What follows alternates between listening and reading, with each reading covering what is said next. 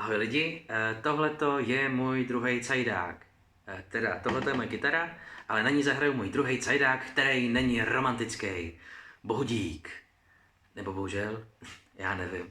Každopádně jediný, co vím, je to, že ho vydávám hrozně netakticky, takhle časně hned po tom prvním, netakticky, protože žádný další vymyšlený nemám.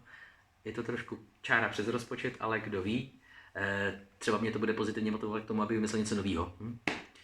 O čem je?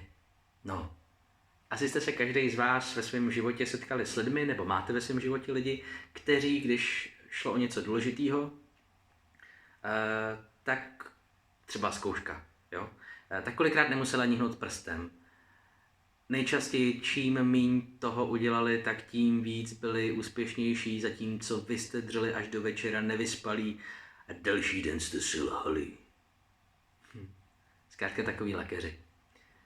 Já ve svém životě jedno takovýhleho lakéra mám a ten člověk je pro mě opravdu vždycky moc důležitý, je mýmu srdci blízký, mám ho hrozně moc rád, ale tímhletím mě totálně vysíral, ale totálně. Abych ale nebyl vůči němu úplně nespravedlivý, tak se musím teda jako přiznat, že jsem se od něj nechal kolikrát zcela vědomně a dobrovolně nakazit. Takže si myslím, že je to důležitý takového člověka mít. Už jenom proto, abychom se nebrali tolik vážně. Takže to je písnička o něm a pro něj a vlastně i pro všechny další lidi, kteří to taky takhle mají. Takže kdyby se náhodou stalo, že by se vám ta písnička buď třeba v průběhu nebo na konci líbila, tak se nebojte a klidně do komentářů označte někoho, o kom víte, že to taky takhle má, ale úplně nejvíc nejradši bych byl, kdyby vám to udělalo radost a zlepšilo náladu.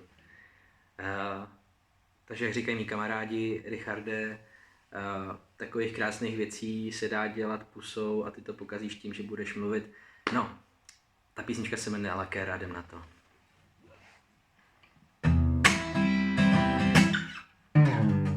Tu a tam zdá se, že život mi jde lehce. Věřte, že není lehký padat z výšky měkce. A co bych na to měl říct, zkrátka je to dar, který mi život dal.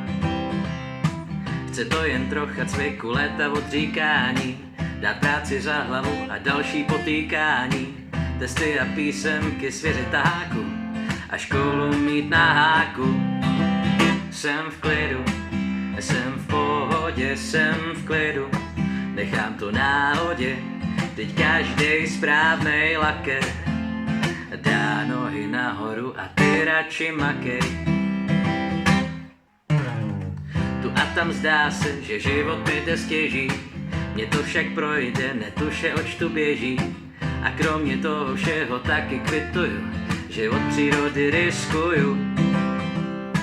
Příjemný není pozorovat z dálky, jak se lidi trápí, radši pozoruju ptáky. Já vážně nevím, proč jste na mě naštvaný, když štěstěna se naklání. Jsem v klidu, jsem v pohodě, jsem v klidu, nechám to náhodě, teď každý správnej laker dá nohy nahoru a ty radši makej. Co když se stane, že mi dojde štěstí, že od života rázem dostanu ránu pěstí? Co si to nalhávám, zkrátka je to tak, že život mě má kurva rád.